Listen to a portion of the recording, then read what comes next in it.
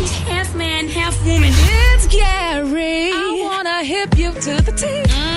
It's Gary, baby.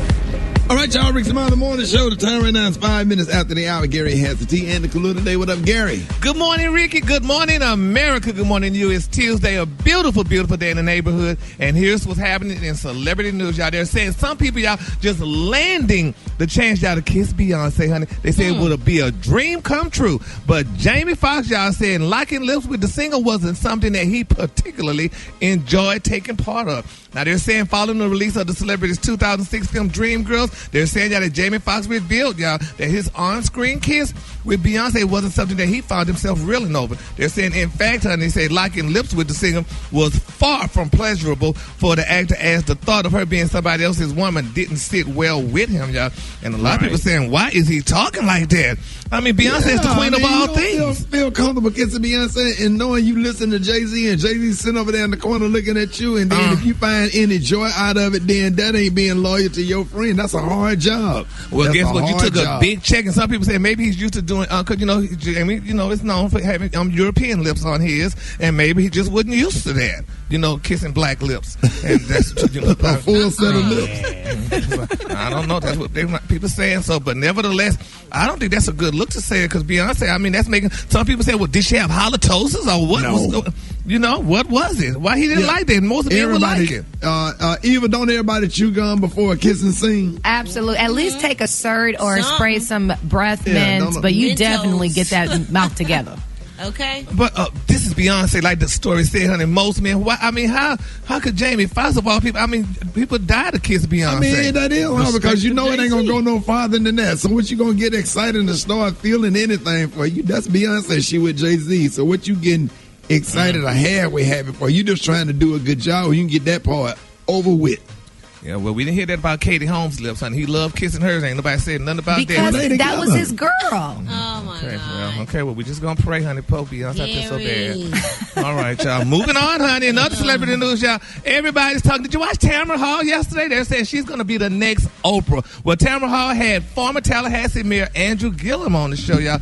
And, he came out and, he was talking about some things that a lot of people didn't know about, but some people were shocked about. But here's an excerpt from what was said. Everyone believes the absolute worst about that day. At this stage, I don't have anything else to have to conceal. I literally got broken down to my most bare place, to the place where I wasn't even sure that I wanted to live, not because of what I had done, but because of everything that was being said about me.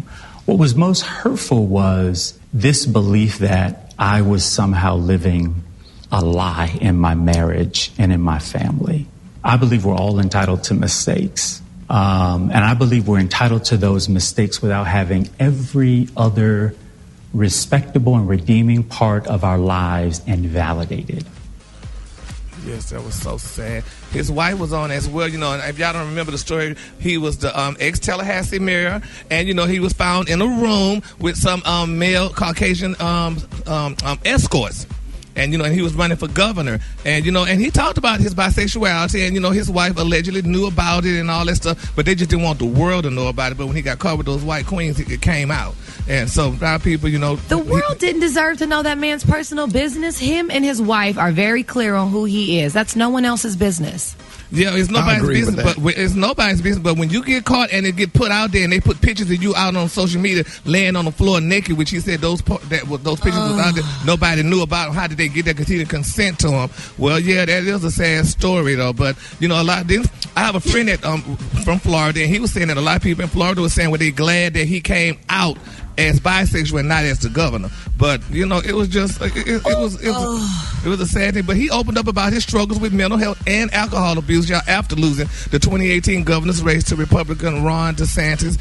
So I mean, it was an interesting story though, y'all. I'm surprised they talked about it, but I guess he had to talk about it. Eventually maybe he may run for office again, because like they say, people do get a second chance. Well, one of the things you have to do, and probably early in the beginning, you disarm people. You talk about whatever it is that you struggling with, and get it out there and disarm people. So when it comes out again, people are like, oh, we know about that. That ain't nothing. You know exactly. what I'm saying? But for real, I mean, but at the same time, it ain't nobody's business. I agree with Eva, but just one way, to disarm people is just having a conversation. That's if that's what you choose to do. But I'm really with Eva. It really ain't nobody's business, right. And it has nothing to do with him being the governor or him being the mayor or policies or things that he's done in the community to help people and all that stuff. What about all the great things that Andrew Gillum has done to help people? And the first African-American Democratic nominee for the state of Florida that almost won if they wouldn't have stole the election. Hey. Yeah.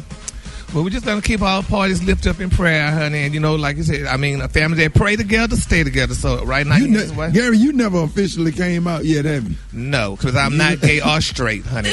I'm confused. The color today is one of my favorite colors. My color today is ivory. On the high end, you say ivory. And on the low, just say beautiful light yellow. That's your color for today. And there you have that for me. You confused there. I'm confused, so honey. All right, I got your wake-up call. Get at me, 866-9-RICKY. Rickey Smiley Morning Show.